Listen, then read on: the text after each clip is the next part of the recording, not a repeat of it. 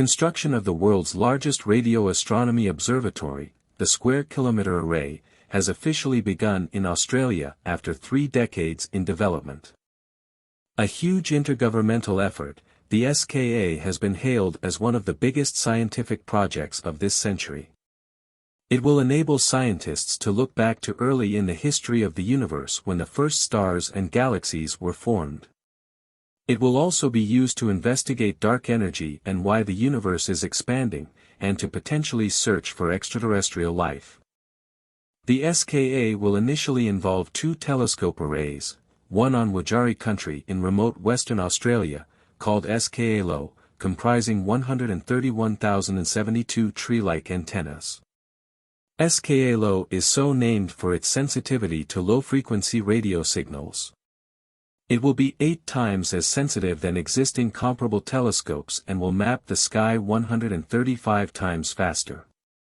A second array of 197 traditional dishes, SKA-MID, will be built in South Africa's Karoo region. The Australian Minister of Industry and Science, Ed Husic, and the Director General of the SKA organisation, Professor Philip Diamond, are expected to mark the start of construction of SKA-LO at an on-site event in WA on Monday morning. Dr. Sarah Pearce, SKA-LO's director, said the observatory would define the next 50 years for radio astronomy, charting the birth and death of galaxies, searching for new types of gravitational waves and expanding the boundaries of what we know about the universe.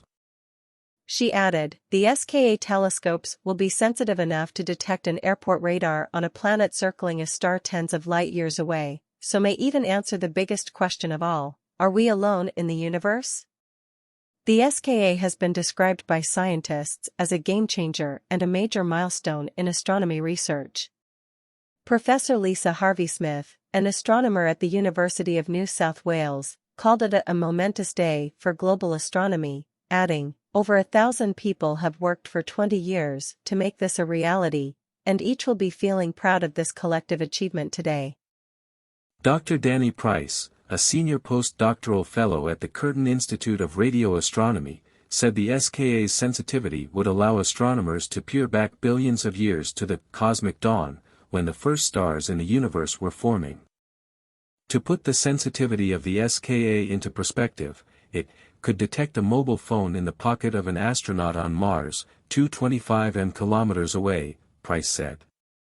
More excitingly, if there are intelligent societies on nearby stars with technology similar to ours, the SKA could detect the aggregate leakage radiation from their radio and telecommunication networks, the first telescope sensitive enough to achieve this feat. Professor Alan Duffy, Director of the Space Technology and Industry Institute at the Swinburne University of Technology, said the SKA would probably be the largest telescope constructed, connecting across continents to create a world-spanning facility allowing us to see essentially across the entire observable universe.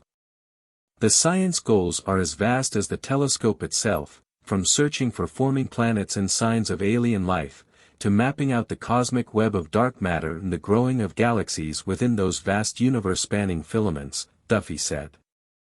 Just as with Hubble, the biggest discoveries by such next-generation telescopes are of things entirely unknown to science today.